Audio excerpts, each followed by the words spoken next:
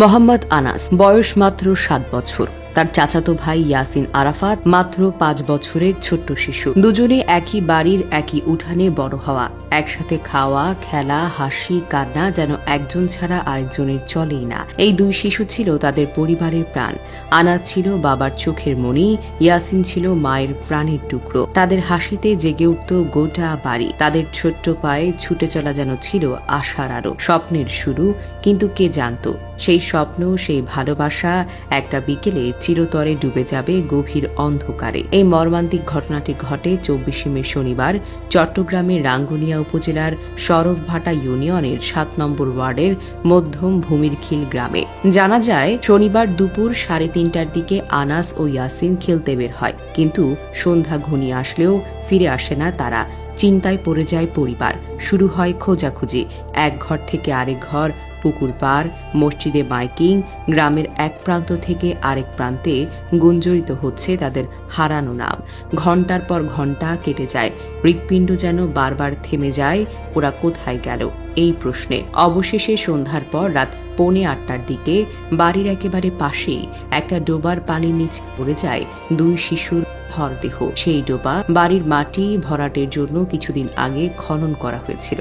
আগে শুকনো থাকলেও টানা বৃষ্টিতে ভরে গিয়েছিল পানিতে। সমতলের সাথে মিশে গিয়ে বোঝাই যায়নি ওটা আসলে একটা তুফাত। ডোবার একপাশে ছিল একটি বড় আম গাছ। পাকা আম পড়ে থাকতে দেখে হয়তো ছুটে গিয়েছিল ওরা আম কুড়াতে, কিন্তু নিজেদের অজান্তেই যায় সেই ডোবায়। পানি ছিল শান্ত কিন্তু গভীর। দুজনেই ডুবে যায় ধীরে ধীরে। তখন হয়তো ওরা বাঁচতে চেয়েছিল, বাবা মাকে চিৎকার করে ডাক দিয়েছিল, বাঁচাও আমাদেরকে, কেউ তাদেরকে তুলে নাও। কিন্তু কেউ শুনল না তাদের ছোট্ট আর্তনাদ।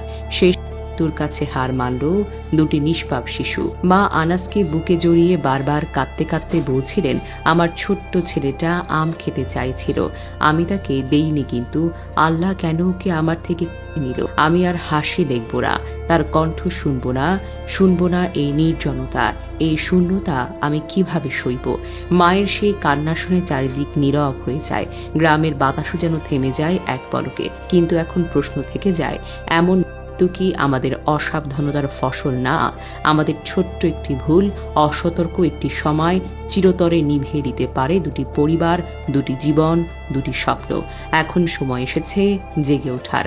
বাড়ির আশেপাশে কোনো ডোবা, খোলা গর্ত বা পানি ভর্তি জায়গা থাকলে দ্রুত ভরাট করুন। শিশুদের একা বাহিরে যেতে দেওয়া যাবে না, বিশেষ করে বর্ষাকাল ও আম কাঁঠালের মৌসুমে।